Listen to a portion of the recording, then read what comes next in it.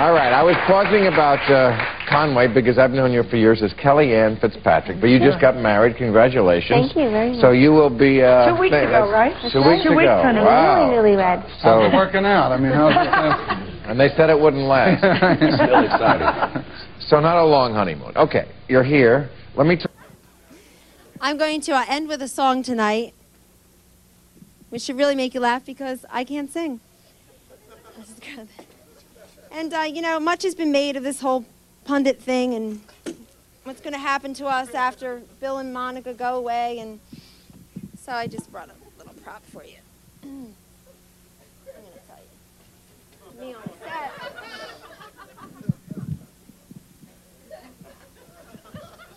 I hope the Starr investigation goes on forever, but just in case it doesn't, I'm looking for a little bit of work.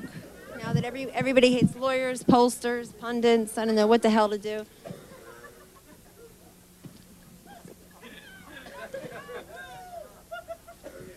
I've got the pundit blues. I've got the pundit blues. All year I've kept the pace. On TV took my place. Lots of makeup on my face and sexy dress of lace. Said the president's a big disgrace. Insist Paula had a case. Chatted about the disaffected base. But now I've got the pundit blues. Kosovo now tops the news. Only guy in my life is Chris Matthews. I've got the pundit blues. Newt left for Georgia on the midnight train. House Republicans made no gains. Lead story now is Saddam Hussein.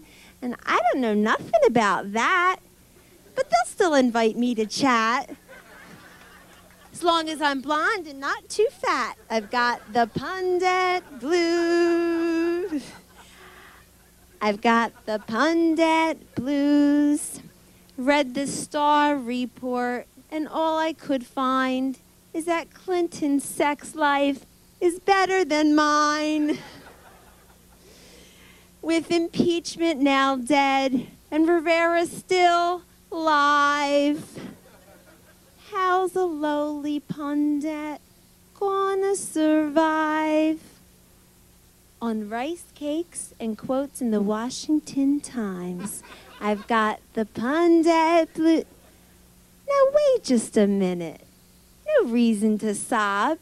I'm different from the other pundits. I have a day job. Thank you very much. Good night.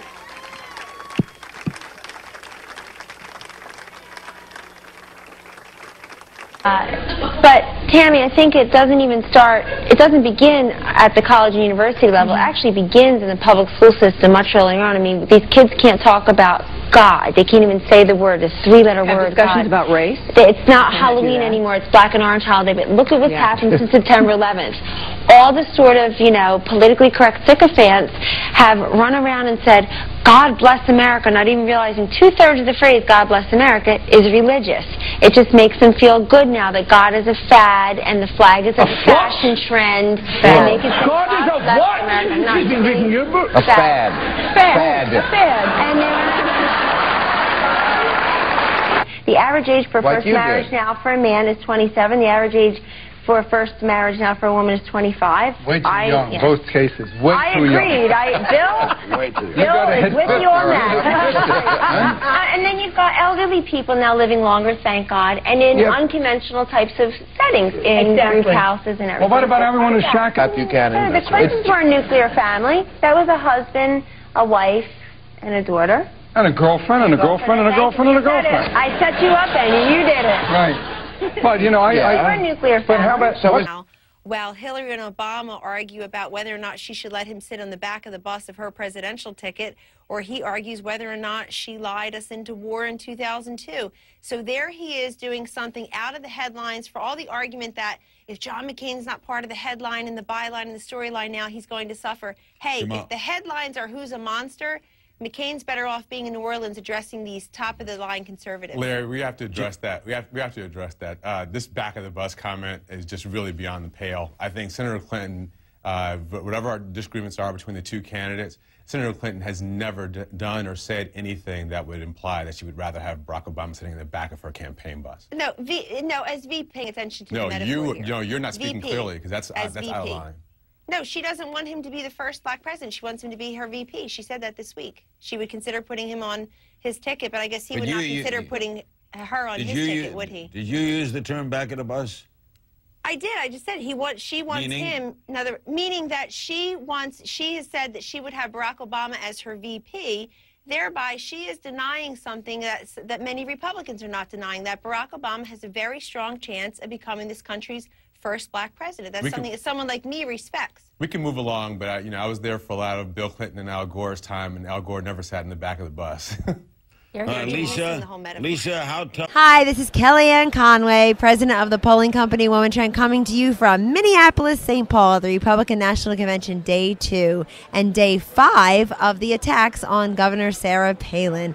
Why is it very specious, unseemly, and sexist to attack this woman for having 5 children and running for vice president? I mean, think about it. The woman doesn't play golf. So right there, I just gave her 5 extra hours on a Saturday, 5 extra hours on a Sunday, and basically the whole month of August if you're a lobbyist. So she's got all that extra time. As far as I can tell, she doesn't have a boyfriend. She's got a good 10, 12 extra hours per week right there. The voters of New York, we didn't know how much time Eliot Spitzer was wasting away from the job until it was too late. Sarah Palin's 5-time commitments are right in front of us, and they have names and faces. Eliot Spitzer was fooling around in the Mayflower Hotel, wasting all that time. John Edwards, busy guy off the campaign trail. Too late when we find that out. This woman can do it all, have it all, be it all, and there are a lot of people like me. I've got 3 children under the age of 4. I'm very excited that this woman tells us you can be a great mother and have a successful career and go all the way up to the vice presidency of the United States. Sarah, you go, girl.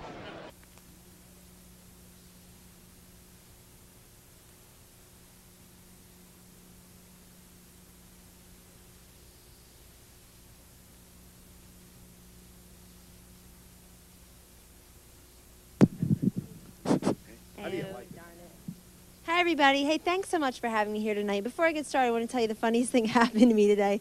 You know when you have one of those days where not one but 2 things that never, ever happens to you? I'm walking down the street, I look up, and I see Haley's Comet. I get back to the office, and I'm accurately quoted in a Ralph Hello article. Just one of those days.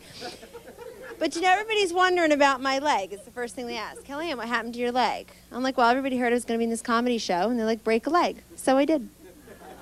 And you think blondes are dumb.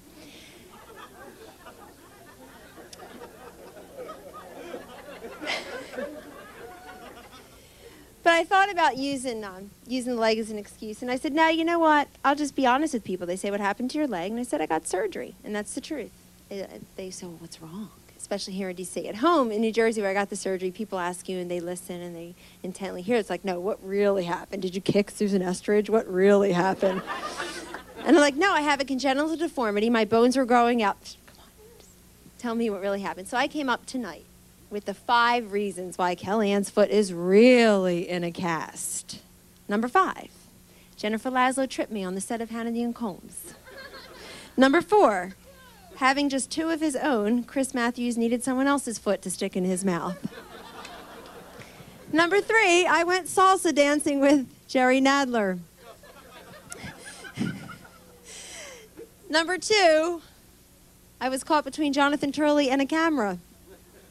And the number 1 reason why Kellyanne's foot is really in a cast, that Fred Thompson's bizarre and kinky foot fetish.